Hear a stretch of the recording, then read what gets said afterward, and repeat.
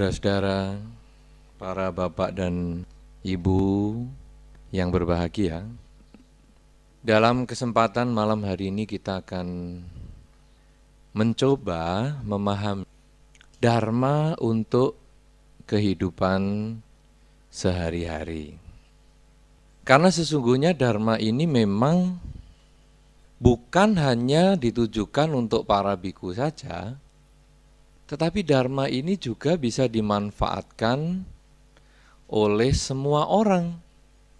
Baik Anda sebagai pelajar, mahasiswa, pengusaha, perumah tangga, semua dapat memanfaatkan Dharma.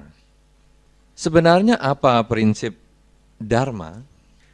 Prinsip Dharma sebetulnya gampang, yaitu agar manusia mendapatkan kebahagiaan. Itu prinsip yang sangat sederhana. Kenapa demikian? Karena di dunia ini memang siapa yang kepingin menderita?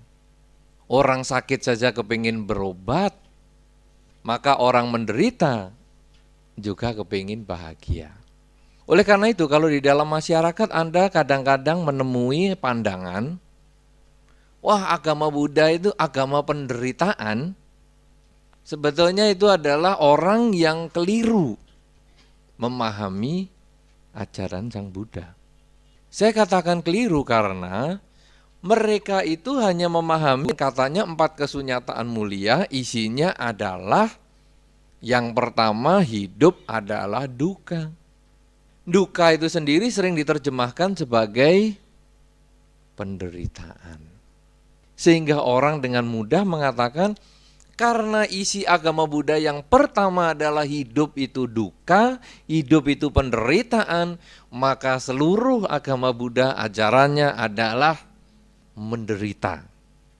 Nah, ini konsep yang keliru. Kenapa? Karena 4 kesunyataan mulia, hidup adalah duka itu adalah yang pertama. Kalau hidup adalah suka, kita nggak usah pusing. Ya, hidup kalau suka tidak usah pusing-pusing beragama. Tetapi karena hidup itu adalah duka, maka marilah kita mencari solusi. Sehingga di dalam Dharma dikatakan, di dalam kesunyataan yang kedua, duka itu ada sebab. Sebabnya keinginannya sendiri. Kemudian yang ketiga, kalau sebabnya ini diatasi, keinginannya ini dikendalikan, timbullah kebahagiaan. Dan yang keempat adalah jalan untuk mencapai pengendalian keinginan sehingga akhirnya muncul kebahagiaan. Oleh karena itu kalau kita melihat sekarang, agama Buddha yang mengajarkan hidup duka ini diselidiki bahwa ada sebabnya. Kalau sudah ketahuan sebabnya baru dicari caranya untuk mengatasi penyebab ini sehingga muncullah kebahagiaan. Sehingga kalau orang mengatakan agama Buddha adalah ajaran yang mengajarkan penderitaan, sekarang kita bisa memahami itu konsep yang keliru. Nah, apalagi dikatakan di dalam Anguttara Nikaya, seorang umat Buddha itu bisa mempunyai beberapa hal untuk menumbuhkan, untuk mencapai kebahagiaan. Yang pertama tentu kebahagiaan materi. Di dalam Anguttara Nikaya dijelaskan sekali kebahagiaan materi itu bahwa seorang umat Buddha boleh punya kekayaan. Ya, seorang umat Buddha boleh punya kekayaan. Jadi Anda malah bukan hanya boleh mestinya, harus kaya. Ya, bukan hanya boleh kaya, harus kaya. Tahu artinya harus kaya? Harus kaya tahu? Apa bedanya boleh kaya dan harus kaya? Boleh kaya dan harus kaya. Tahu enggak? Ini bahasa Indonesia. Ini bukan bahasa Pali, Anda enggak usah mikir sampai mukanya berkerut-kerut 27 lingkaran. Boleh kaya dan harus kaya itu apa artinya? Kalau boleh kaya itu apa? Boleh kaya, boleh tidak, boleh miskin. Kalau harus kaya, Nggak ada pilihan lain. Loh, sudah mulai bahasa Indonesia. Lah tadi melongo terus. Oh, harus kaya dan boleh kaya kok nggak bisa milih. Harus kaya berarti nggak ada pilihan lain. Anda harus mempunyai sesuatu usaha untuk berjuang. Oleh karena itu di dalam Dharma juga disampaikan bagaimana caranya kita itu untuk mencapai kekayaan kita itu. Ada banyak cara. Ada semangat, kemudian perjuangan yang keras sekali untuk mencapai apa yang kita inginkan itu. Jadi orang kepengen kaya itu harus berjuang, bukan santai-santai kipas-kipas di dalam rumah, tidak. Harus berjuang. Kemudian bagaimana kita bisa mulai mengumpulkan, menjaga milik kita itu. Kalau rusak diperbaiki, kalau hilang dicari. Jadi kalau orang kepingin kaya, jangan uangnya dikemplang orang, ya sudahlah, karma burukku memang berbuah, enggak apa-apa, santai-santai. Miskin kalau sudah begitu nanti. Kejar uangnya itu. Tapi kalau enggak dapat ya udah, memang karma buruk sungguh-sungguh berbuah. Tapi kalau tidak, Anda harus berjuang, capai itu. Nah, jadi Anda menjaga apa yang sudah Anda miliki. Kemudian juga bagaimana supaya bisa kaya terus? Punya teman. Teman yang baik itu adalah teman yang mendorong kita, menjaga, membuat kita selalu berusaha.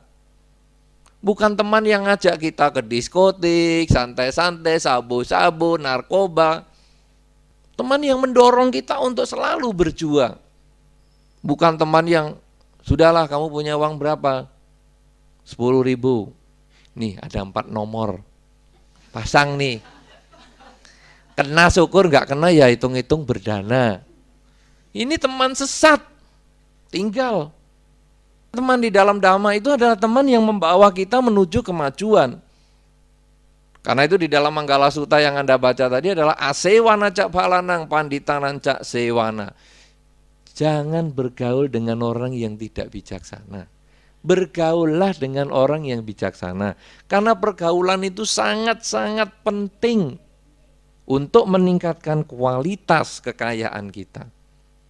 Kalau Anda membaca buku tentang psycho-cybernetics, pernah dengar itu? Hah?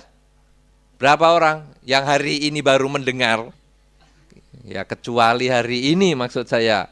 Siapa coba yang sebelumnya pernah mendengar psycho-cybernetics? 1 orang aja, 2 orang aja, 3. Padahal ini sudah 2 tahun yang lalu ini. Sudah kuno.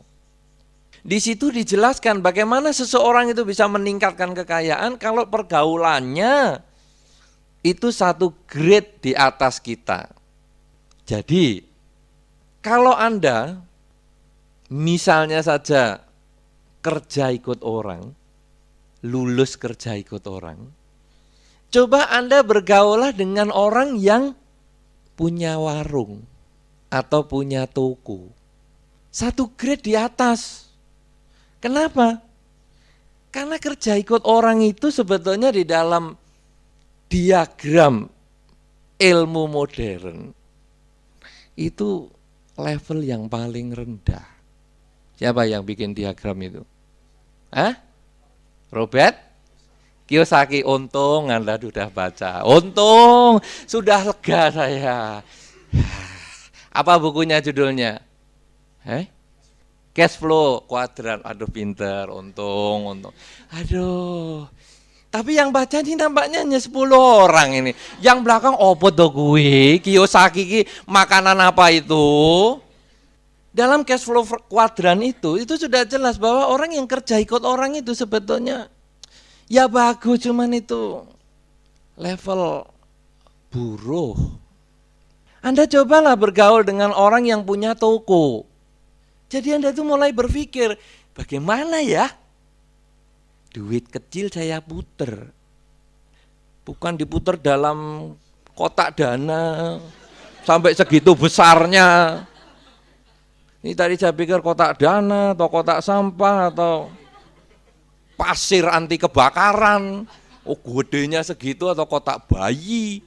Karena hari ini musim orang hamil saya lihat. Apa itu? Benar tak itu? Kotak dana itu. Gedenya luar biasa. Padahal kotak segitu gedenya itu kalau uang cuma ribuan. Kalau 100.000 itu sekarang sudah kecil-kecil. Ya tapi oke lah, ini karena apa? Karena belum bergaul selevel lebih tinggi.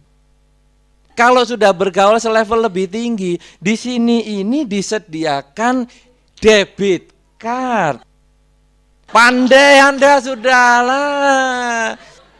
Jadi kenapa Anda sudah berpikir itu masih disediakan kotak sekotak gede gitu. Bayi saja bisa masuk.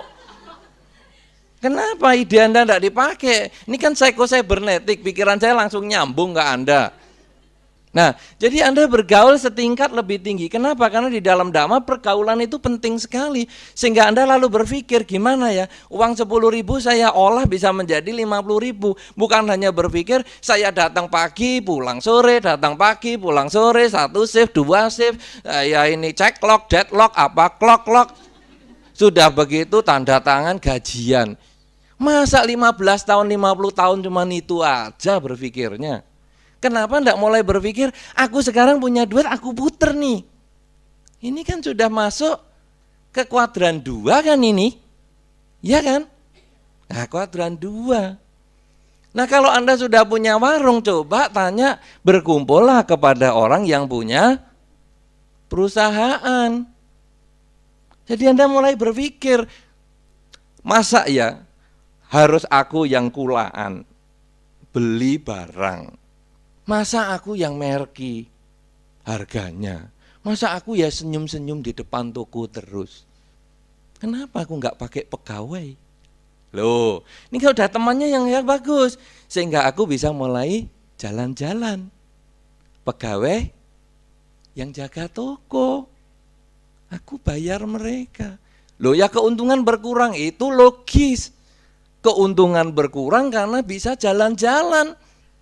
Kalau keuntungannya bertambah nggak jalan-jalan, apa ya kita mau mati menderita karena pekerjaan? Itu kan akhirnya kita akan berhenti terus. Nah, coba mulai kita bekerja. Nanti kalau sudah ya mulai jadi investor. Nah, itu mulai berpikir ke sana. Artinya apa di sini? Saya tidak membahas itu karena ini bukan topik kita Dhamma di sini, tapi saya hanya merangkumkan bahwa sebetulnya pergaulan ini penting sekali.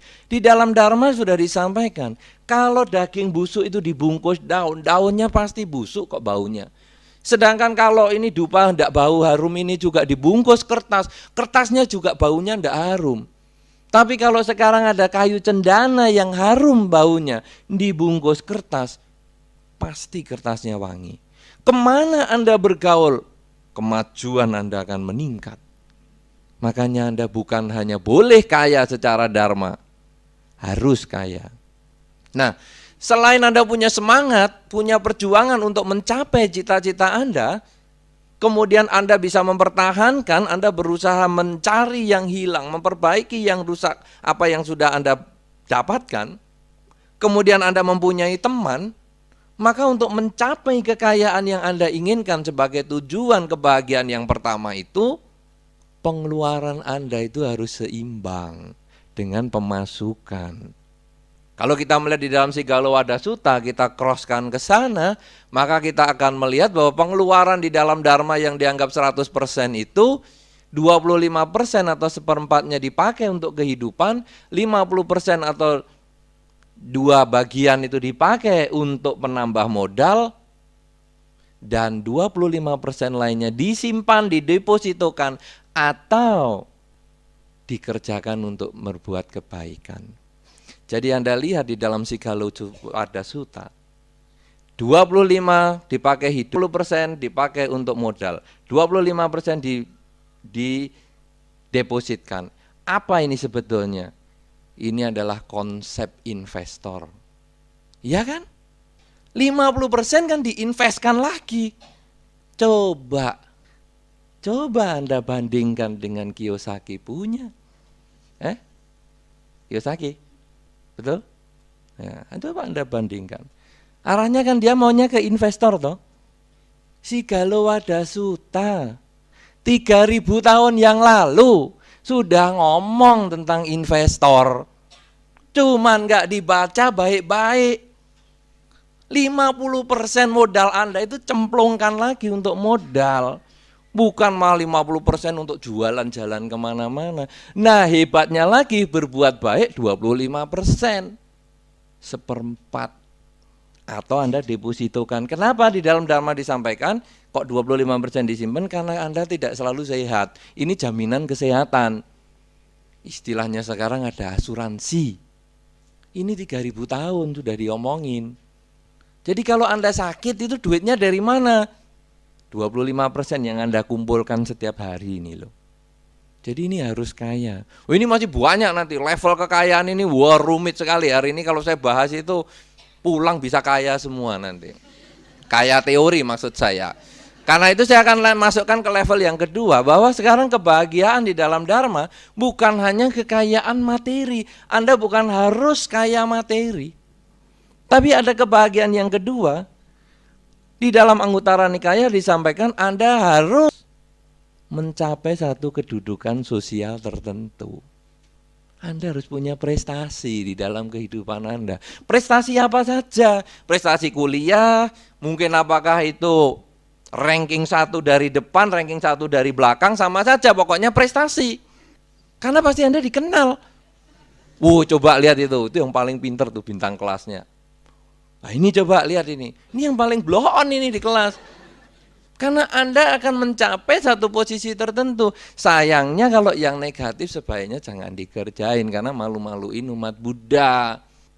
Coba lihat Anda, bayangin Sang Buddha. Begitu lahir langsung prestasinya akan meningkat. Kan diramal tuh.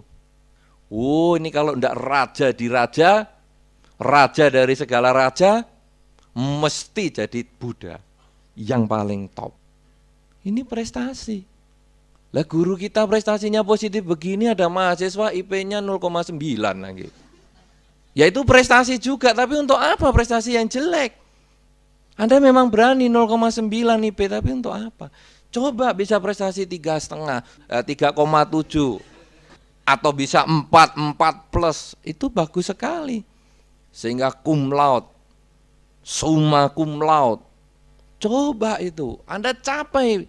Kenapa? Karena Anda harus, bukan hanya ya aku boleh berprestasi, boleh tidak. Apa yang pernah Anda capai di dalam kehidupan ini? Usaha apa? Sekarang selama Anda kuliah, apa prestasi yang sudah pernah Anda dapatkan? Apakah Anda sudah pernah jadi bintang kelas? Pernahkah Anda menjuarai olahraga di kampus Anda? Pernahkah Anda menjuarai hari Valentine dengan mengirim coklat yang terbanyak sampai banyak lawan jenis sakit gigi? Prestasi apa yang Anda pernah capai? Karena itu adalah status sosial. Dan di dalam masyarakat pun Anda harus punya status sosial. Di dalam kepengurusan atau di dalam wihara. Sudahkah saya menjadi pengurus wihara? Sudahkah selama hidup saya sebagai umat Buddha pernah bertanya pada saat acara begini, ada pertanyaan? Ada, saya mau tanya. Sudah belum? Suruh tanya aja. Enggak. Lain kali aja Bante. Saya kalau lihat Bante lupa semua. Emangnya saya pil koplo lupa semua. Ini kan nggak beres namanya. Coba prestasi tanya. Prestasi pacaran, nggak usah, prestasi pacaran nggak usah. Itu bikin orang banyak sakit hati. Tetapi cobalah bikin prestasi yang positif-positif. Sehingga nanti setiap kali di wihara ini kan ada lomba nggak? Saya nggak tahu di wihara ini menjelang Waisak. Misalnya anak yang paling rajin ke wihara ada nggak? Bikin. Mungkin pengurusnya nggak ada yang rajin juga, jadi nggak ada yang berani bikin. Coba bikin, siapa yang dalam 1 tahun itu 52 kali pergi ke wihara? Setiap hari kebaktian. Ada? Bikin, kasih penghargaan. Jangan hanya saya sudah ngomong baru punya ide, ketinggalan. Harus Anda yang punya ide. Terus selama ini 1 bulan dalam Dhamma, siapa yang paling tiap hari datang? Ada? Panitia, bagus. Loh, ada loh panitia nggak tiap hari datang. Ya toh? Ada kan? Ada, panitia itu males juga ada kok. Ya, jadi itu kalau sekarang ada 1 yang bisa datang tiap hari, bagus. Ada lagi yang lain? Wah, tinggal di sini, nggak usah diomong. Ya kalau tinggal di sini ya tukang parkir juga tiap hari datang. Wah, ini keterlaluan ini. Ya tukang parkir kasih penghargaan lah, tiap hari dia datang juga tuh 2 orang. Nah, saudara-saudara, jadi Anda harus punya kedudukan sosial. Karena itu Anda harus mulai berpikir, bukan hanya apa yang aku bisa dapatkan dari wihara, apa yang aku bisa capai di wihara, tapi apa yang aku harus bisa tingkatkan, kualitas diri apa yang aku bisa tingkatkan dalam kehidupan ini. Kadang-kadang orang sering mengeluh kepada saya, Bante, kenapa dalam masyarakat kok saya ini tidak dihargai orang, Bante? Kenapa orang ini kalau melihat saya kok menjelekkan saya, melecehkan saya?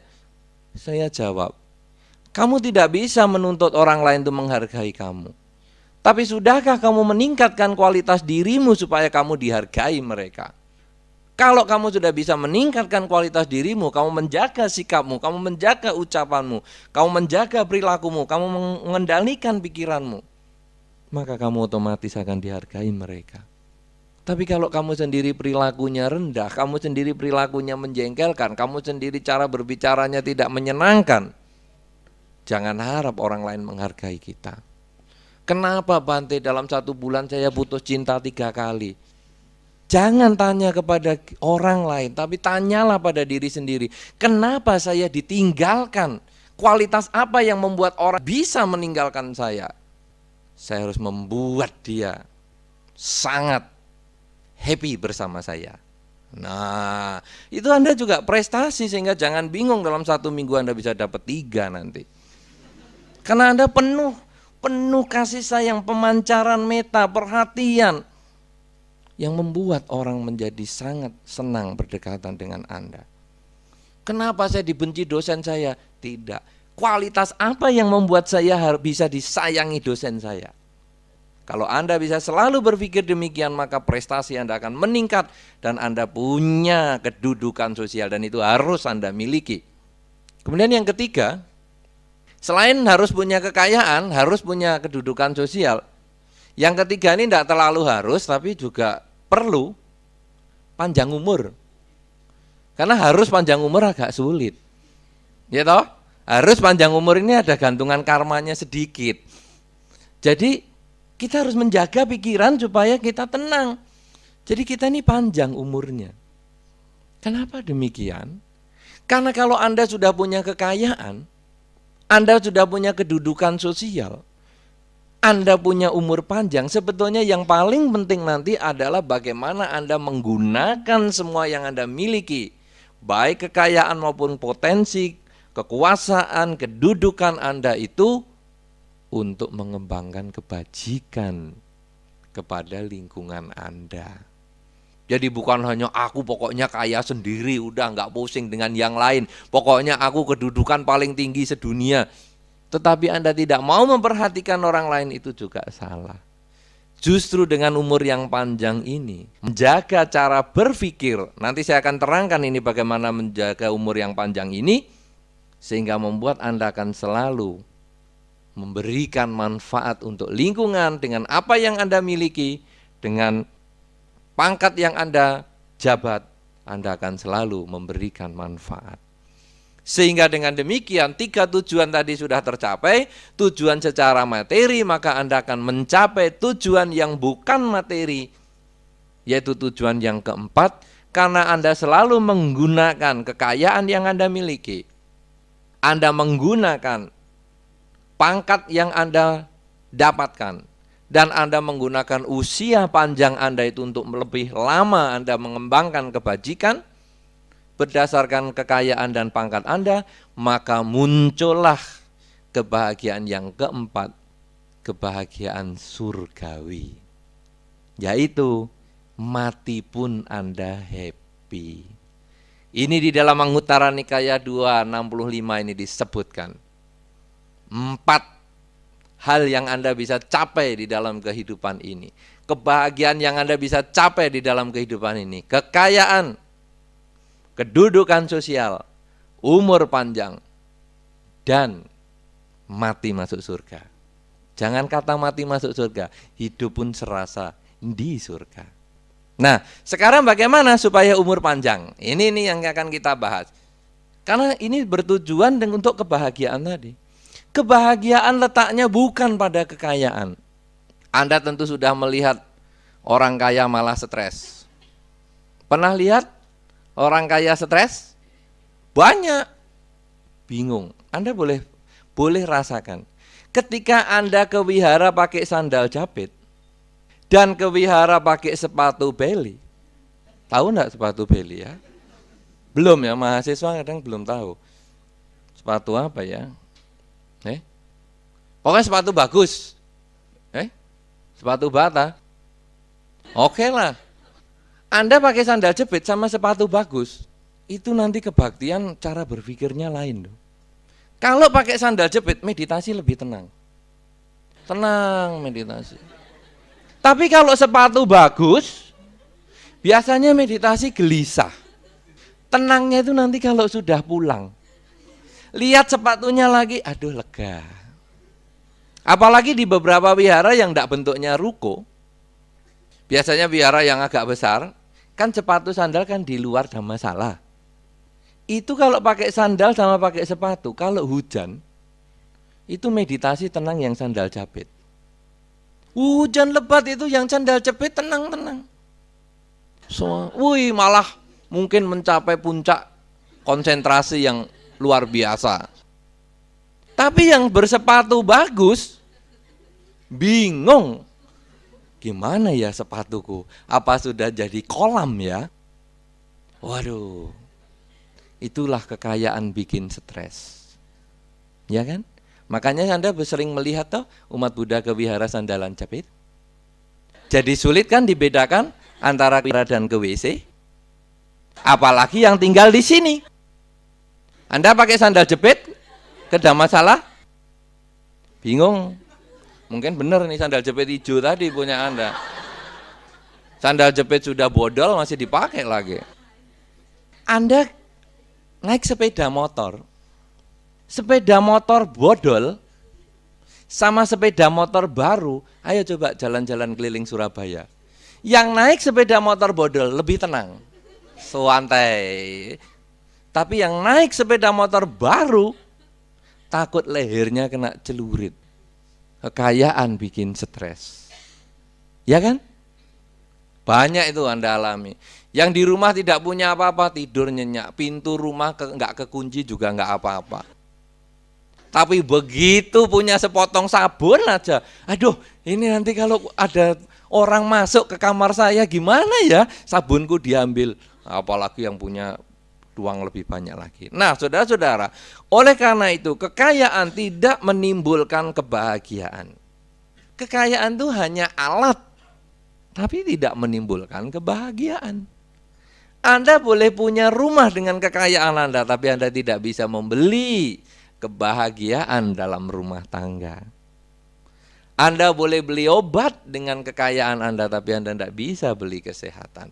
Anda boleh bayar pelawak dengan kekayaan Anda, tetapi Anda tidak bisa membeli tawa yang muncul dari batin Anda.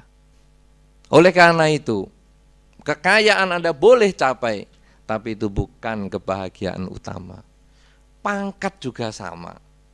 Pangkat itu hanya alat, bukan tujuan yang pasti dengan Anda mencapai mesti bisa bahagia, tidak.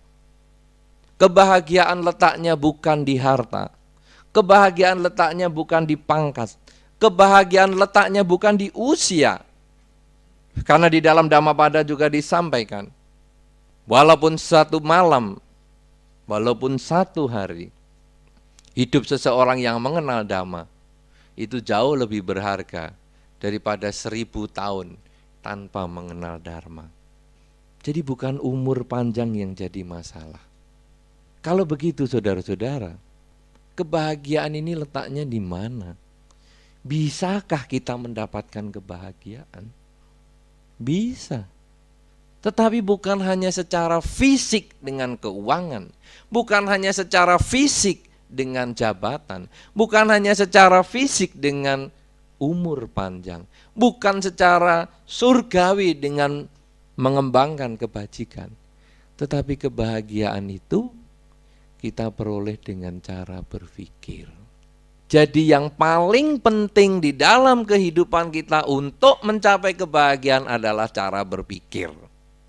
Karena orang pengen kaya, Bisa juga ndak kaya-kaya, tapi bisa lebih bahagia daripada yang kaya. Apa buktinya? Yang punya sandal dan yang punya sepatu mahal. Ya kan? Yang punya sandal meditasinya kan lebih tenang daripada yang punya sepatu mahal.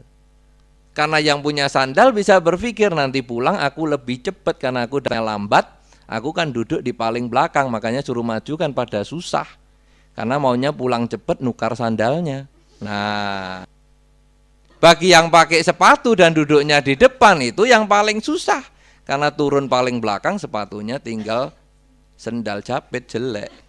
Nah, saudara-saudara, karena itu sebetulnya yang penting adalah cara berpikir, bukan kekayaan. Nah, sekarang cara berpikir apa yang bisa menumbuhkan kebahagiaan? Nomor satu, saudara-saudara, pada saat Anda melakukan suatu perbuatan, jangan pernah Anda bingung dengan tanggapan orang. Kenapa demikian? Karena di dalam Dhammapada telah disampaikan bahwa kita ini duduk, berdiri, berjalan, berbaring, selalu ada yang mencela. Tidak pernah kita itu benar. Kita harus punya prinsip. Apa yang Anda ingin kerjakan, jalan itu sebagai satu prinsip. Saya pernah mengibaratkan di sini orang yang mau menjual kerbau. Sebagian di antara Anda tentu sudah mendengar, tapi yang belum mendengar saya akan ulang sedikit. Kakek dan cucu yang menjual kerbau ke pasar. Ketika kakek dan cucu ini menjual kerbau dan mereka menuntun kerbau, ada orang mengatakan kepada mereka ketika bertemu di jalan, dua orang ini bodoh. Karena kerbau kenapa harus dituntun? Kan bisa dimanfaatkan yang terakhir sebelum dijual ke pasar. Sehingga kakek dan cucu ini berpikir, kalau begitu kakeklah naik kerbau, cucu jalan di samping kerbau. Dalam posisi seperti itu ketemu orang lain lagi. Dan mereka mengatakan, orang tua tidak tahu diri. Sudah lama naik kerbau masih belum puas. Yang kecil yang disuruh jalan. Mereka berpikir, benar juga. Kasihan anak kecil cucuku. Naiklah si cucu ke punggung kerbau, si kakek yang jalan.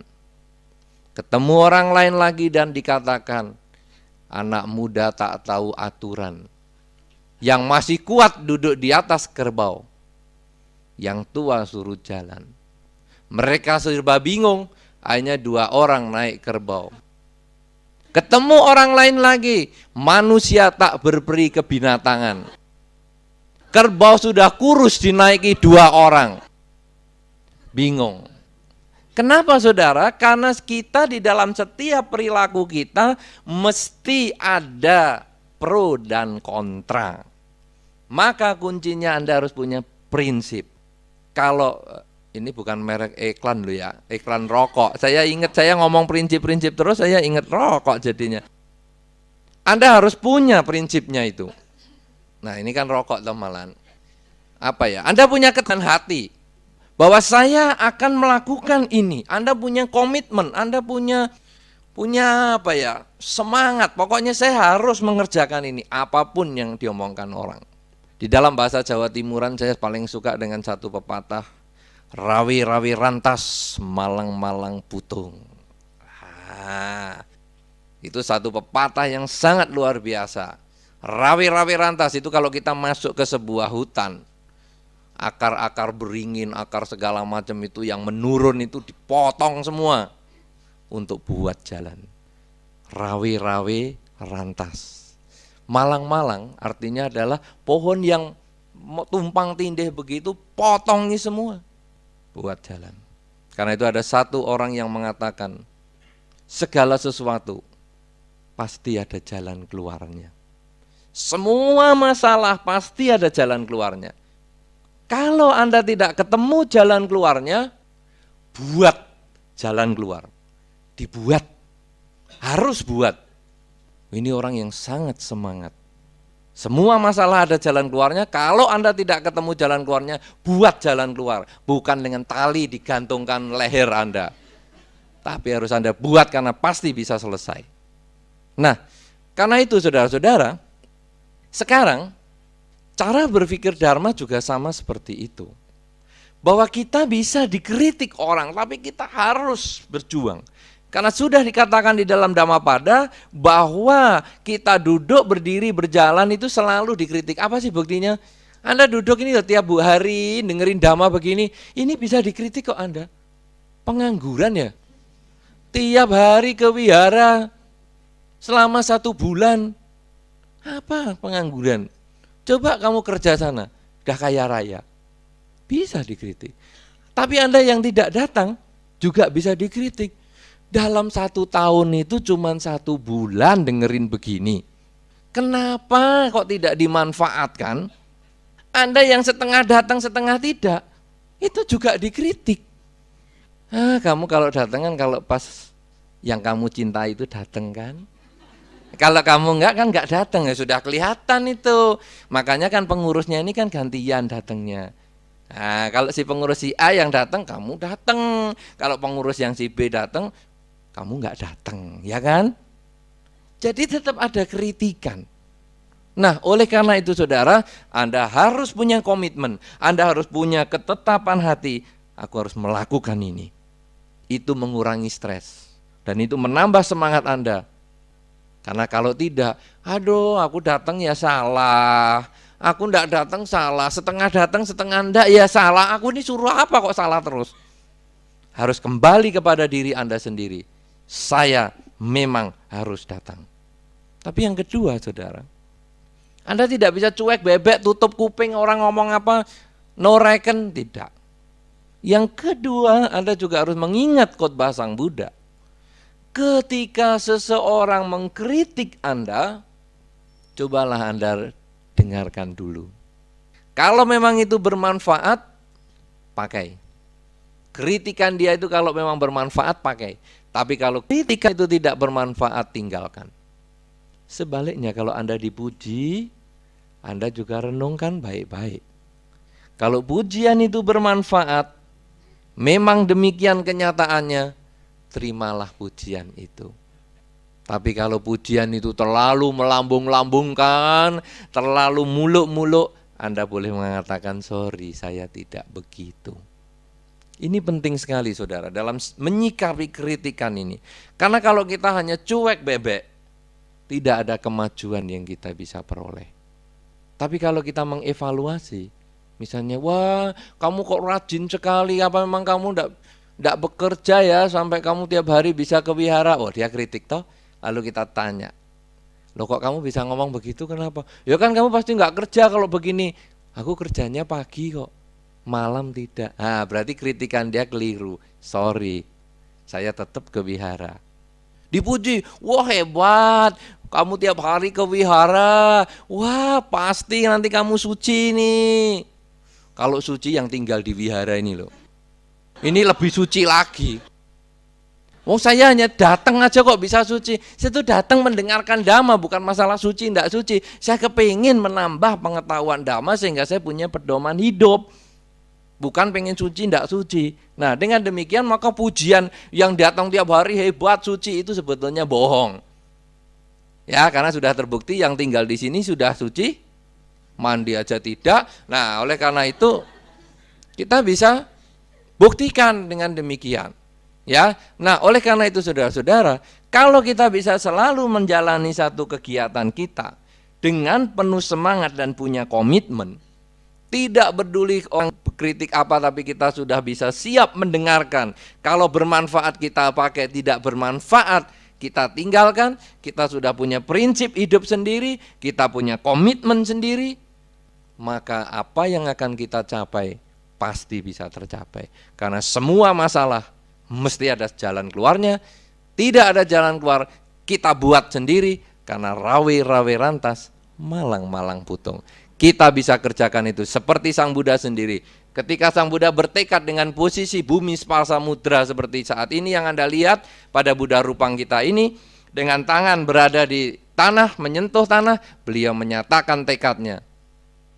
Saya tidak akan berdiri dari tempat ini sebelum saya mencapai kesucian, sebelum kering tulangku, darahku. Saya tidak akan bangkit dari tempat ini. Dan bumi ini menjadi saksi. Karena itu beliau memegang bumi sebagai saksinya. Ini adalah kekuatan tekad yang kuat sekali. Karena itu kita bisa punya semangat, kita harus berjuang, sehingga akhirnya kebahagiaan akan menjadi milik kita. Karena kebahagiaan bukan unsur materi, bukan unsur luar, tetapi adalah cara berpikir.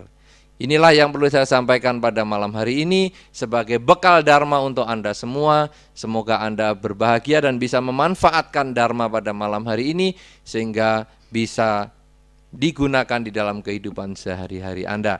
Semoga Anda berbahagia di dalam Dharma. Semoga semua makhluk, baik yang tampak maupun yang tidak tampak, memperoleh kebaikan dan kebahagiaan sesuai dengan kondisi karmanya masing-masing.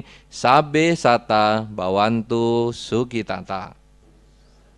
Ya, langsung saja pertanyaan supaya bisa cepat karena waktunya tidak panjang. Bante, saya ingin menanyakan bagaimana cara mengembangkan Purisa Bawa, Bante. Apa itu? Anda bisa ngomong, bisa ngerti artinya nggak?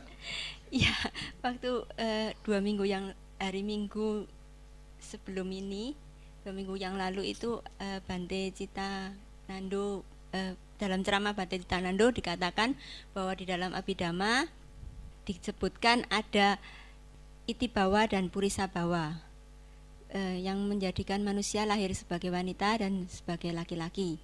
Sementara untuk menjadi Buddha itu seseorang harus lahir lebih dulu sebagai laki-laki. Itu yang saya ketahui semasa saya kecil. Jadi yang pertama-tama harus dilakukan adalah bertekad untuk menjadi laki-laki. Nah, bagaimana cara mengembangkan itu? Nah, Anda sudah tahu jawabnya, kenapa tanya saya? Anda kan sudah tahu bertekad toh itu. Ya itu yang dikerjakan. Ya, nah, nanti keterangan lanjutan kalau topik yang ini sudah kita bahas tuntas. Bagaimana mencapai kebahagiaan. Oh iya, Bante. Ya? Ya, betul. Karena ini pertanyaannya tidak bersifat umum. Tapi sebetulnya kalau saya lihat Anda sudah tahu jawabnya, yaitu bertekad. Tiap malam bertekad, semoga aku lahir lagi sebagai pria yang mengenal Dhamma. Karena kalau pria lahir di Irak repot. Ya. Semoga saya lahir sebagai pria yang mengenal Dhamma. Begitu. Itu yang sering Anda lakukan, terutama kalau Anda mengembangkan kebajikan, terutama kalau malam hari menjelang tidur. Sering ngomong itu. Ya, Anda menggunakan istilah yang bingung-bingung, untung Anda bisa nerangin. Kalau enggak kan bingung semua yang lain. Apa tuh Purisa Bawa? Ya, silahkan yang lain. Ayo. Ini nih, mic-nya sebelah ini. Bante, apakah kita itu boleh dalam melakukan kebaikan terus kita mengarahkan kebaikan untuk tujuan tertentu? Untuk tujuan tertentu. Oh pasti, manusia sebelum mencapai kesucian dia pasti punya pamrih, pasti punya tujuan. Karena itu seperti tadi Purisa Bawa tadi, Anda boleh setelah berbuat baik, Anda lalu renungkan. Semoga dengan kebaikan yang saya lakukan ini membuahkan kebahagiaan dalam bentuk kesuksesan usaha saya atau dalam bentuk saya lahir lagi sebagai pria. Boleh seperti itu. Karena dalam kehidupan ini sebetulnya di dalam Dhamma disampaikan manusia pada tahap-tahap yang pertama itu pasti punya keinginan. Ya, karena itu kita tidak mungkin berbuat baik tanpa keinginan. Apa contohnya? Anda kasih pengemis lah di perempatan jalan. Lalu pengemis itu begitu dikasih uang Anda lalu dibuang. Anda bisa ngomel loh. Padahal kalau Anda kasih, Anda sudah berbuat baik. Buang dan dibuang itu sebetulnya Anda memetik buah karma buruk Anda sendiri. Dan dia menanam karma buruk si pengemis. Kenapa Anda ngomel-ngomel? Karena Anda sebetulnya berpamrih bahwa saya kasih pengemis itu biar dia happy. Ternyata dia tidak happy. Anda marah-marah juga. Ya, karena itu semua perbuatan pasti berpamrih. Pasti. Suami istri lah berpamrih juga kok. Jadi kalau sudah marah-marah, Anda pernah punya istri toh? Pernah ya? Sudah punya istri maksud saya. Bukan pernah, sudah. Wah. Semua yang pernah punya atau yang sudah pernah berpasangan, punya pacar atau suami atau istri, nanti kalau cekcok bisa keluar kok omongan itu. Aku sudah baik sama kamu, apa sih balasanmu sama aku? Loh, Waktu baik nggak pernah ada tawar-menawar. Waktu baik nggak pernah ada harganya. Tapi begitu sudah sampai emosi, keluar harganya itu. Aku sudah baik sama kamu, aku sudah sabar sama kamu, kurang apa coba aku? Kenapa kamu masih begitu sama aku? Lah ini harganya, kenapa kamu masih begitu sama aku? Padahal aku sudah bayar dengan kesabaran. Itu suami istri. Dengan anak juga sama, Anda kan udah punya anak juga, gitu. Yang lain kan juga ada yang pernah punya anak, atau malah Anda sudah pernah punya orang tua, gitu, karena Anda kan sudah lahir semua. Mungkin pernah Anda mendengar juga dari orang tua, anak dari kecil dibesarkan nakal kayak gini, tahu begitu, aku cekik dulu waktu kecil. Pernah mendengar kan orang tua bisa ngomong begitu sama anaknya? Loh itu loh orang tua yang lahirkan dengan susah payah, itu saja berpamrih kok. Padahal di dalam damai sudah orang tua itu ibu terhadap anak, misalnya kasih sayang ibu kepada anak, itu di dalam Karania Metasuta sudah diwakilkan sebagai satu ekspresi cinta yang luar biasa, seperti seorang ibu yang sangat sayang kepada anaknya yang tunggal. Ya, itu sudah luar biasa ekspresinya, tapi masih saja ibu kepada anak itu bisa ngomong begitu nanti. Aku kalau tahu punya anak seperti ini, mana mau aku melahirkan kamu, Berarti kan kepinginnya berpamrih dia. Sudah capek-capek hamil kan mestinya dapat yang anak bagus. Kan begitu. Ya, jadi berpamrih. Yang tidak berpamrih itu adalah ketika seseorang mencapai nibbana. Apakah kondisinya tak berpamrih? Ibaratnya seperti bunga-bunga ini. Bunga sedap malam. Bunga sedap malam ini begini. Dia mau diletakkan di altar atau tidak, dia akan wanginya sama dan bawahnya busuknya juga sama. Jadi dia tidak mengatakan, oh aku karena diletakkan di altar bauku lebih wangi daripada diletakkan di kuburan. Dan bawahnya pun aku akan lebih wangi lagi. Pernah tahu sedap malam ini busuknya kayak apa bawahnya? Seperti waktu Anda tidak mandi 3 hari. Itulah.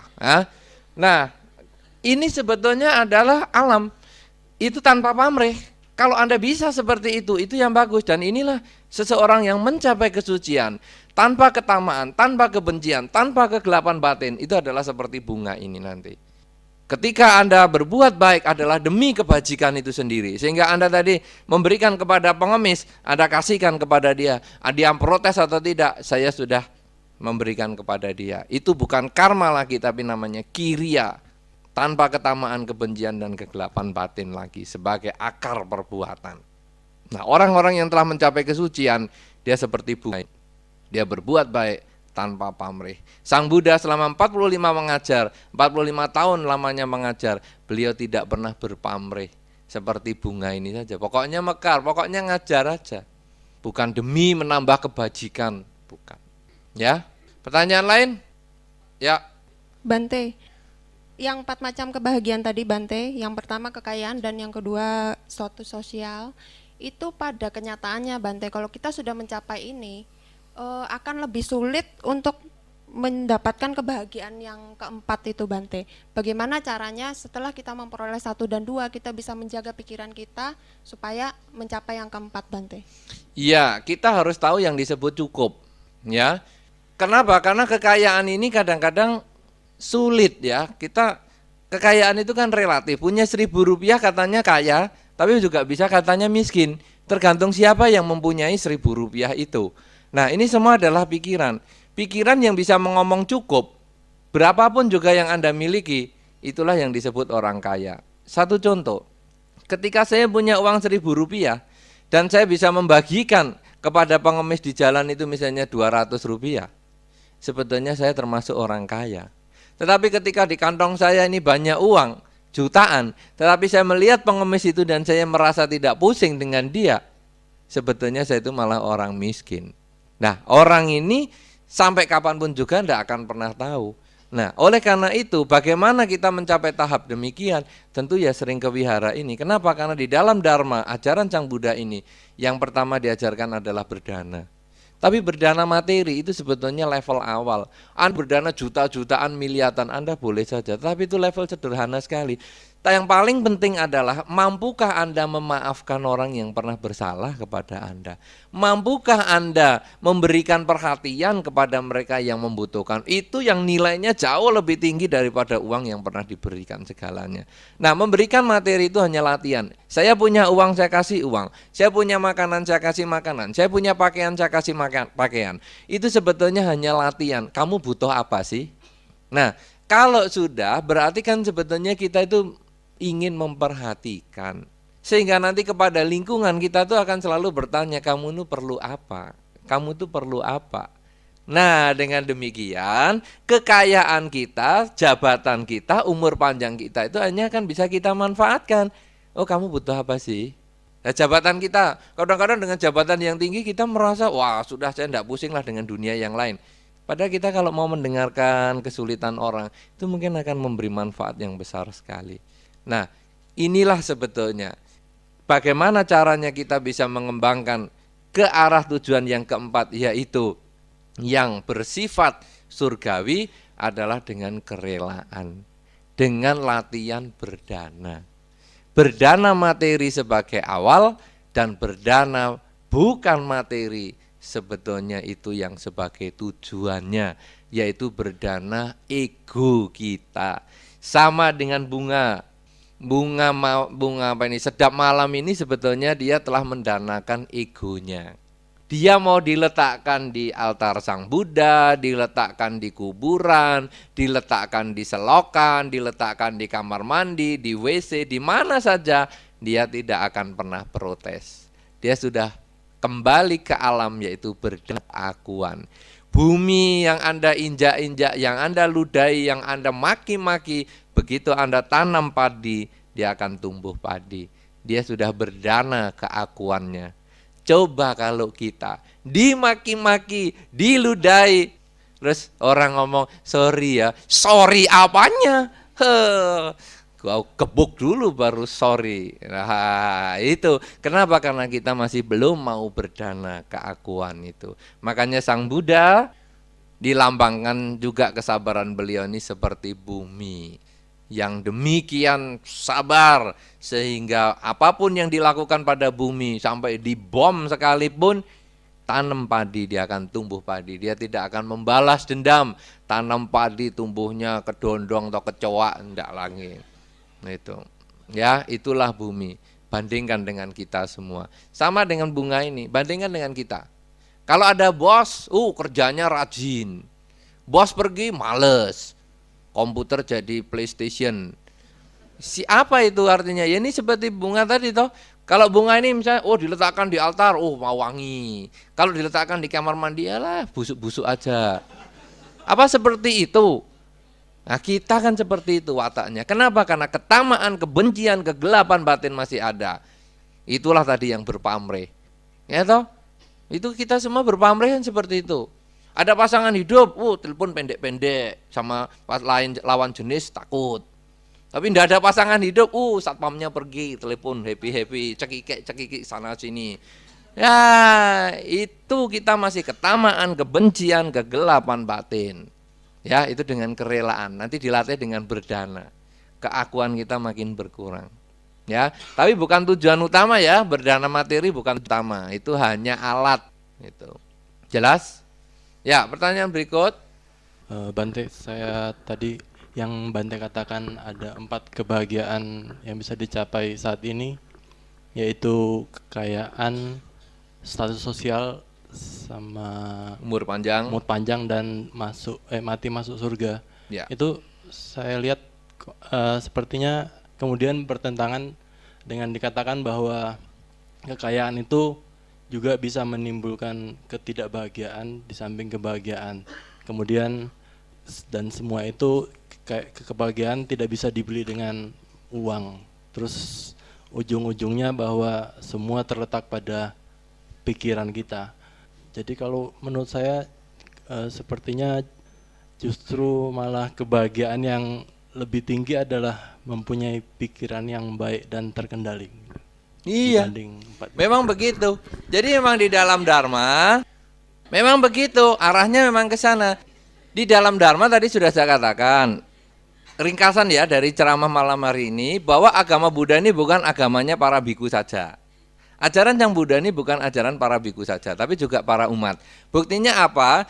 Dalam Dharma diajarkan bagaimana untuk mendapatkan 4 tujuan yang bisa dicapai dalam kehidupan tadi, yaitu punya kekayaan, status sosial, umur panjang, dan menggunakan ketiganya ini sehingga dalam kehidupan kita bahagia, mati pun masuk surga.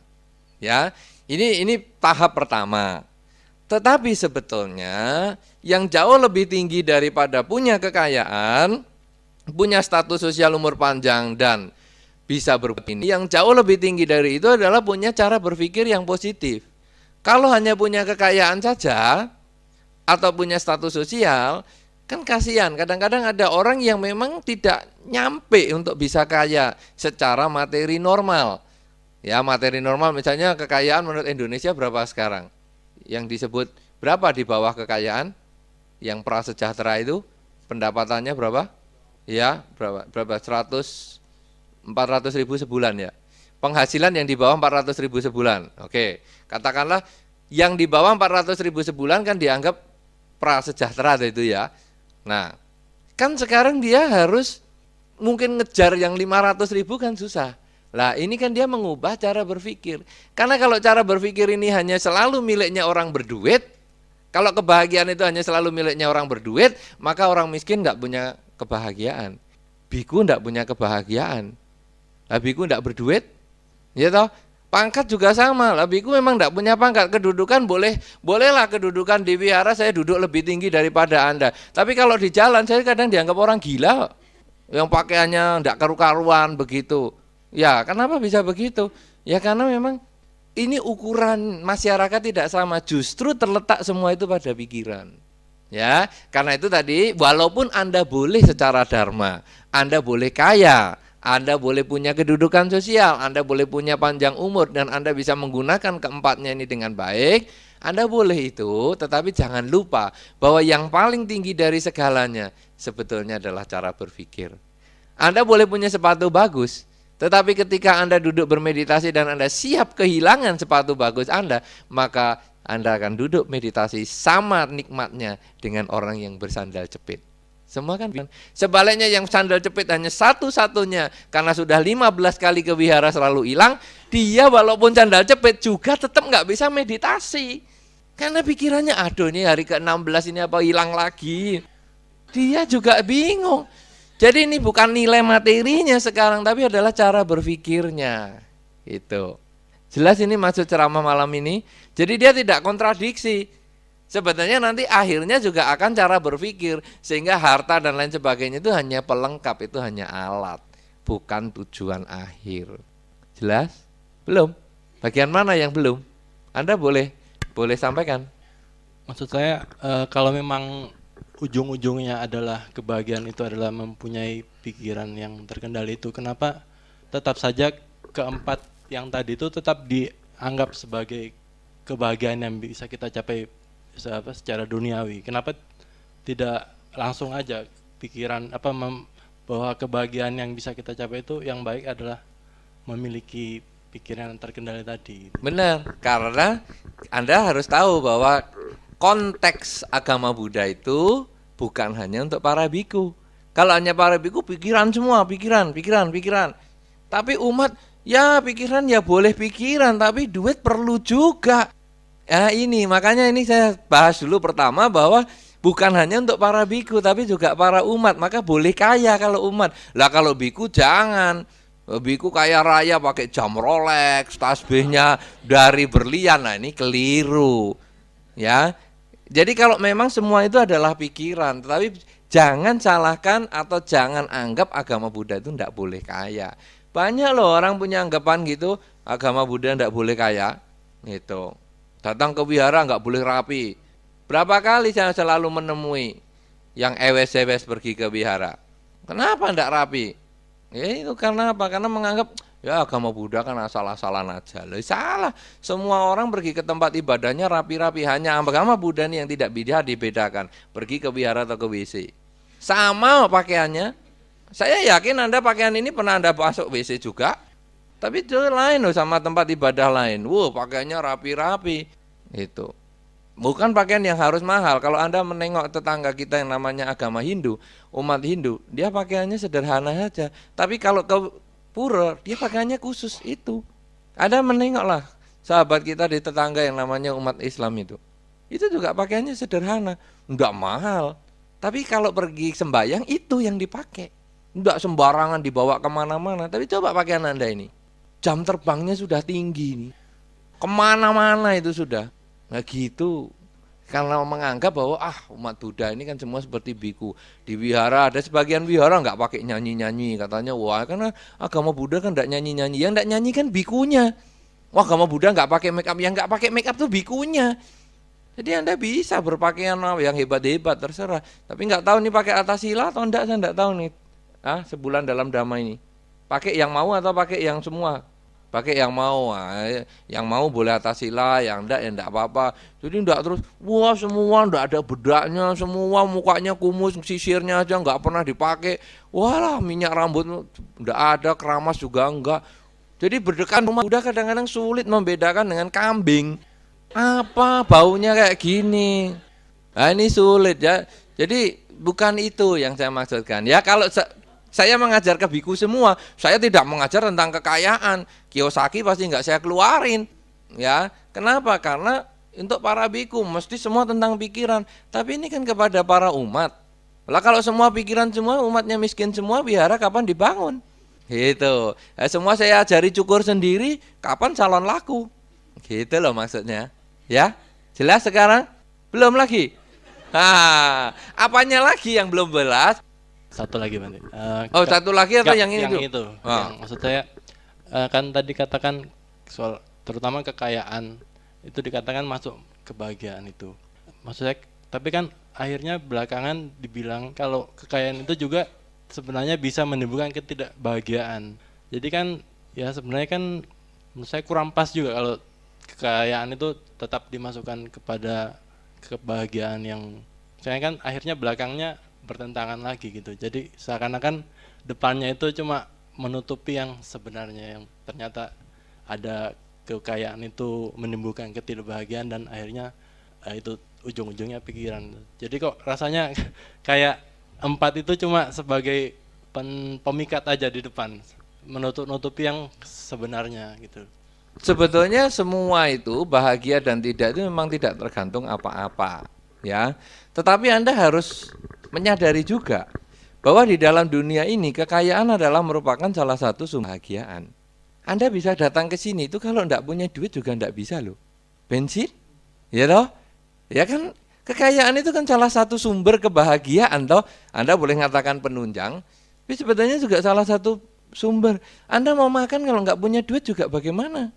Anda sekarang wihara ini enggak punya duit, bagaimana bisa bayar AC 3 ini? Walaupun filternya nggak pernah dicuci. Masa 3 dipasang masih gobios? Ini kan filter nggak pernah dicuci namanya. Ya, nah itu sebetulnya kan duit semua. Karpet yang dipakai duit. Apalagi umat Buddha sewenang ini dupa lilin. Ini duit semua. Lampunya sudah hidup terangnya kayak gitu masih dipasangi lilin aja sampai bermacam-macam ini. Ada lilinnya 2, lampu minyak lagi. Kaya raya ini duit semua. Coba Anda hemat kan bisa bayar uang anak asuh ini sebetulnya. Ayo coba minyak itu berapa itu sekarang satu galonnya? Berapa minyak 1 galonnya? Tinggal wihara tahu enggak? Oke, sekilo berapa? 5.700 habis berapa hari? Lo Anda enggak tahu lagi. Sudah tahu sekilo saya enggak tahu habis berapa lama. 5.700 sudah bisa bayar uang sekolah anak SD 1 bulan. SD yang di desa-desa itu sudah bisa. Ini kan pemborosan. Apa toh? Anda tahu enggak toh artinya lampu minyak itu? Asal tahu artinya lagi. Siapa yang punya ide seperti itu? Siapa yang punya ide seperti itu? Zaman dulu konon katanya si empunya cerita pada saat api itu sulit dicari sehingga orang membuat dengan kayu, membuat dengan batu, maka orang lalu memelihara api supaya kalau butuh apa-apa kan enggak usah susah-susah. Gitu? Nah, jadi disembayang. Sekarang korek gampang sekali. Masih enggak percaya. Ya tapi oke lah, itu urusan lain. Nah, itu kan juga duit. Semua duit. Pakaian yang Anda pakai duit. Semua apa yang Anda gunakan duit. Karena itu kekayaan itu sebetulnya juga sekarang zaman hari ini malah menjadi ukuran. Nanti kalau Anda punya anak Anda didatangi orang, kadang-kadang loh orang bisa tanya, kendaraannya apa ya? Punya mobil berapa? Kok berani datangi anakku? Ini anak kos-kosan apa sudah jadi investor? Nah, duit itu jadi ukuran hari ini, jangan dikira tidak loh. Makanya wihara bodol-bodol itu apa? Wihara kumuh-kumuh itu sudah sekarang sulit dicari karena sudah kurang representatif. Tapi kalau wihara yang mega, yang banyak aksesorisnya, itu orang bangga datang. Kenapa? Karena hari ini zaman materialistis. Anda pakai televisi 9 in 10 itu malu dikasihkan ruang tamu sekarang. Ada enggak deh ya 9 10 in? 12 ya yang paling kecil ya? 14 ya yang paling kecil. 14 dikasihkan ruang tamu. Itu malu. 50 inch. Bangga. Jadi materi sebetulnya sekarang menjadi salah satu tolok ukur kebahagiaan. Kedudukan juga sama. Coba Anda tanya nanti kumpul kemana saja, nanti Anda akan ditanya kuliah di mana, lulus di mana. Lulusan luar negeri ya? Hebat. Luar negeri sekolah bodol-bodol juga banyak. Luar negeri. Karena sekolahnya aja ngemper juga ada kok. Berapa kali saya ditawari email dari luar negeri, mau jadi PhD, bayar sekian dolar saja, PhD profesor loh. Sorry ya, saya nggak mau botak duluan. Sudah lama botaknya, jadi nggak usah jadi profesor lah. Jadi sekarang kedudukan itu pun menjadi ukuran. Karena itu inilah yang wajar di dalam masyarakat. Ya, Anda boleh berpikir seperti itu, boleh saja. Tetapi kenyataan di dalam masyarakat, harta, kedudukan itu sebetulnya jadi ukuran. Bisa mengakui itu di dalam masyarakat seperti itu? Ya, nanti kalau Anda cari mantu akan tahu persis. Harta dan kedudukan. Kalau tidak ada, zaman dulu tidak ada kata bobot, bibit, bebet.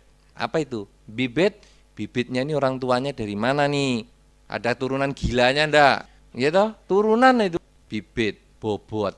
Kekuatan duitnya itu sampai di mana dia? Jangan ngadakan pesta kawin besar-besaran, aku yang bayar. Nah, ini sudah kenyataan. Bobot, lalu bebet. Ilmunya sampai di mana sekolahnya?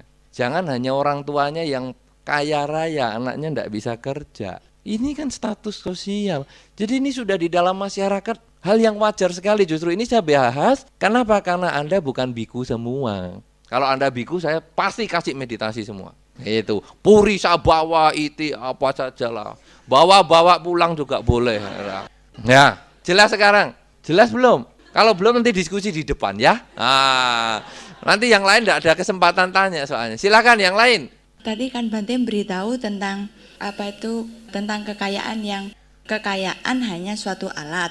Jadi kalau contohnya seperti tadi sepatu, kita waktu pakai sepatu beli, pikiran kita lebih nggak tenang dibandingkan yang pakai sandal jepit. Teorinya itu memang sudah saya ketahui. Terus coba dihilangkan dengan kita melakukan berdana. Kalau sudah dilakukan berdana tapi itu tetap nggak bisa hilang, apa yang salah di mana? Ya, yang salah posisi tempat sepatu yang di bawah tangga. Kenapa demikian saudara? Anda memang diajar untuk berdana, tapi semua juga harus dilatih. Kalau memang Anda sulit sekali untuk melepaskan sepatu Anda, lain kali bawa tas kresek. Saya yakin Anda duduk di pojok itu nyembunyiin sepatu. Lah duduk persis di pojok gitu, sampai duduk saja kena kepalanya di atasnya tangga. Jadi itu semua bertahap. Atau Anda tidak membawa sepatu itu ke tempat yang terlalu umum seperti sekarang. Kalau Anda mencurigai teman-teman Anda ini, ya karena memang ada sebagian di antara mereka kan wajahnya kriminal sekali. Bisa loh ini masuk ke derap hukum itu kelihatannya. Ada sebagian ini memang punya kualitas masuk ke sana. Ya, nah kalau memang sudah begitu maka Anda cobalah mengurangi. Mungkin Anda tidak menggunakan sepatu yang paling mahal atau yang paling baru, mungkin yang secukupnya, sehingga yang Anda pas ikhlasnya di mana? Kalau Anda iklannya baru sandal jepit merah itu, ya enggak apa-apa. Ya sandal jepit merah yang sudah sobek kanan kiri bawa. Tapi lain kali Anda kan meningkat. Nah, tadi ada pertanyaan yang di depan tadi toh. Kalau sekarang saya sudah merasa cukup, lalu bagaimana? Oke lah, sandal ini saya sekarang yang mau saya pakai yang lebih baru. Hilang ya hitung-hitung berdana. Enggak hilang ya oke lah. Karma baik juga sama. Nah, terus Anda naikkan lagi. Satu saat nanti mungkin sepatu yang paling mahal pun Anda bisa relakan untuk dibawa. Yang paling menjengkelkan itu kalau di wihara yang tidak ruko, yang tidak punya sepatu. Yang paling menjengkelkan kebiasaan umat Buddha dan mungkin Anda sebagian juga suka menjalani, tidak ngambil sepatu, tidak ngambil sandal, tapi suka berjalan di atas sandal dan sepatunya orang. Itu menjengkelkan. Jadi sepatu kempot semua. Diinjek-injek, itu Anda pernah mesti ngejalani seperti itu. Sudah saya perhatikan. Nah, itu kalau Anda sudah siap sepatunya kempot, diinjek-injek sama teman-teman Anda, ya enggak apa-apa. Tapi kalau Anda belum siap, ya Anda bawalah sepatu yang biasa-biasa. Jadi Anda latih sendiri, tidak bisa diajar dari sini, tidak bisa. Tapi Anda latih sendiri. Oh, saya sudah ikhlasnya sampai segini, sekarang saya mau bawa yang ini, terus yang ini ya. Begitu caranya, ya. Jelas itu? Ya. Yang lain? Satu lagi pertanyaan. Mau nanya Bante. Yang mana? Anda enggak ada yang kelihatan. Berdiri bisa? Ya, oke, udah, saya udah lihat itu hidungnya udah kelihatan. Yang penting saya lihat hidungnya aja udah. Ya, cukup. Terus ayo ngomong. Bagaimana caranya mencapai kebahagiaan jika tiap hari itu kita memiliki masalah gitu loh Bante. Tiap hari masalah baru muncul. Baik, sebetulnya masalah itu adalah tergantung cara berpikir Anda. Ini yang tadi sudah kita bahas sebetulnya, yang menjadi forum diskusi dengan yang di depan ini. Bahwa semua itu akhirnya tergantung dari cara berpikir kita. Saudara-saudara, sebagai satu jawaban untuk pertanyaan itu, saya sangat teringat ada sebuah cerita begini. Ada seorang ibu yang punya menantu 2 orang. Satu menantu ini jualan payung, satu menantu ini jualan kerupuk. Ibu ini tiap hari kerjanya menangis. Kenapa? Karena kalau panas, mataharinya kencang sekali, dia menangis. Aduh, menantuku yang jual payung kan gak laku ini, kasihan, nangis sepanjang hari. Tapi kalau hujan lebat, ibu ini juga nangis. Aduh, kasihan anakku yang jual kerupuk kan gak bisa jemur kerupuknya ini. Nangis terus. Ini masalah datang setiap hari. Coba cara berpikirnya dibalik. Panas matahari. Aduh, untung anakku yang jual kerupuk bisa menjemur kerupuknya. Hujan tiap hari. Untung anakku yang jual payung bisa laku keras. Happy dia tiap hari, tidak ada masalah tiap hari. Siapa yang bikin masalah? Pikirannya sendiri. Anda di mana saja hidup Anda, sebetulnya yang bikin masalah adalah pikiran Anda sendiri. Apa contohnya? Misalnya apa maunya? Yang menurut Anda masalah misalnya, kasih contoh tuh. Misalnya saja, enggak usah masalah Anda sendiri. Contoh. Hah? Misalnya kan saya terlibat dalam organisasi. Misalnya hari ini ada rapat, besok itu ada tugas yang harus dikumpul. Terus ada lagi ada tes juga. Pokoknya terus temen tuh bikin jengkel gitu loh Bante. Bagus. Nah, sekarang berarti Anda kan harus kembali ke penyusunan schedule. Itu kan komitmen tadi, ya. Saya sekarang tujuannya apa? Saya kuliah, berarti kuliah nomor 1. Nah, besok ada tes, berarti ini saya harus kerjakan dulu. Rapat, kalau saya siap tesnya, saya datang. Tapi kalau saya tidak siap, saya harus kontak orang untuk mewakilkan. Teman saya mengganggu, oh berarti mungkin saya harus belajar tidak di rumah. Tapi saya mungkin ke perpustakaan, itu juga bisa.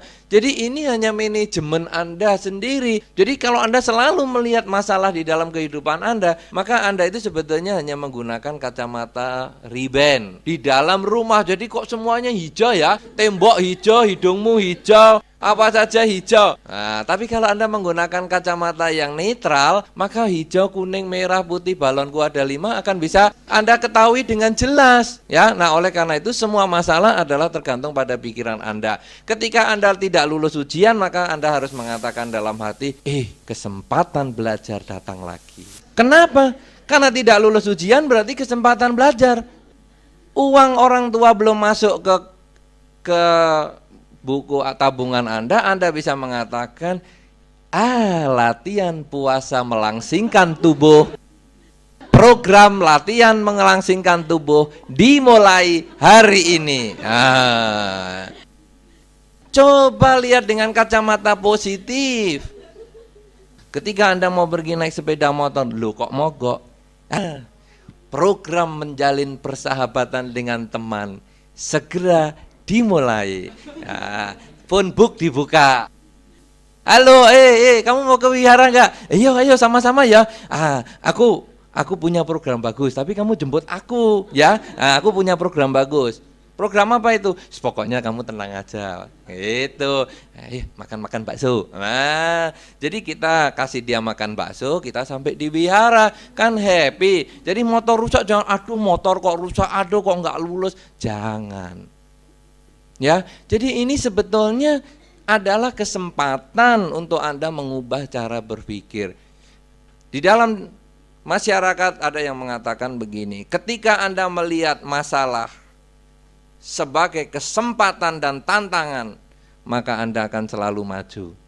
Tetapi ketika Anda melihat masalah itu sebagai kesulitan, maka Anda tidak akan pernah maju. Kesempatan yang Anda kembangkan dari masalah yang Anda dapatkan, maka Anda akan selalu meningkat.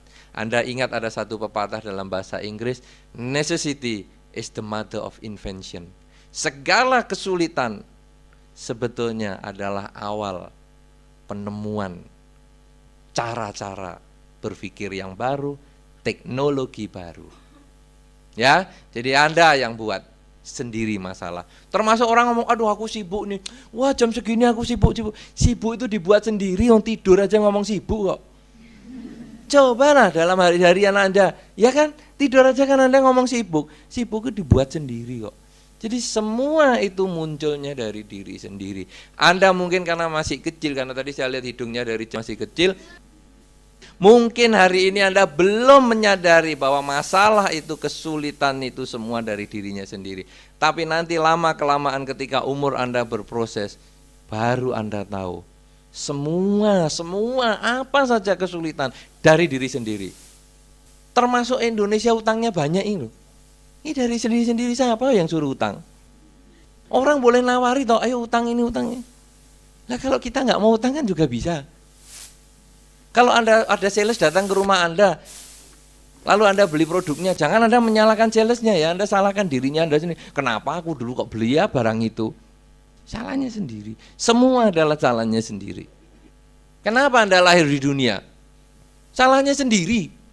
Karena dalam kehidupan yang lampau Anda tidak berjuang dengan keras, sehingga terpaksa lahir lagi dan ketemu saya lagi. Dan kenapa saya lahir di sini lagi? Ya, ini juga salah saya sendiri. Kenapa dalam karma lampau gak nyelesain sama kamu ya? Jadi sekarang ketemu lagi. Ketemu untuk bengkeli Anda semua. Semua adalah salahnya sendiri. Di dalam Dharma, Sang Buddha tidak pernah menyalahkan pribadi lain. Apa contohnya? Ketika Sang Buddha pergi meninggalkan istana karena beliau kepingin mencari obat tua, sakit, dan mati. Tetapi apakah yang ditemukan oleh Sang Buddha di bawah pohon Bodhi pada saat Waisak? Bukan mengatasi tua, sakit, dan mati itu. Bukan menentang tua, sakit, dan mati itu, tetapi tidak mengkondisikan pikiran untuk lahir kembali sehingga tidak tua, sakit, dan mati pada lain kesempatan. Karena itu banyak orang tanya, loh Sang Buddha kan sudah mengatasi tua, sakit, dan mati, kenapa kok masih tua, kok masih sakit, kok masih mati? Iya dalam kehidupan ini, tapi lain kesempatan sudah tidak tua, sakit, dan mati lagi. Karena kelahiran Sang Buddha ini menjadi kelahiran yang terakhir. Nah itu kan berarti semua masalah itu diselesaikan dengan dirinya sendiri, bukan dengan menyalahkan pihak lain dan mengubah cara berpikir. Hidup itu duka, apa sebab? Karena keinginannya sendiri.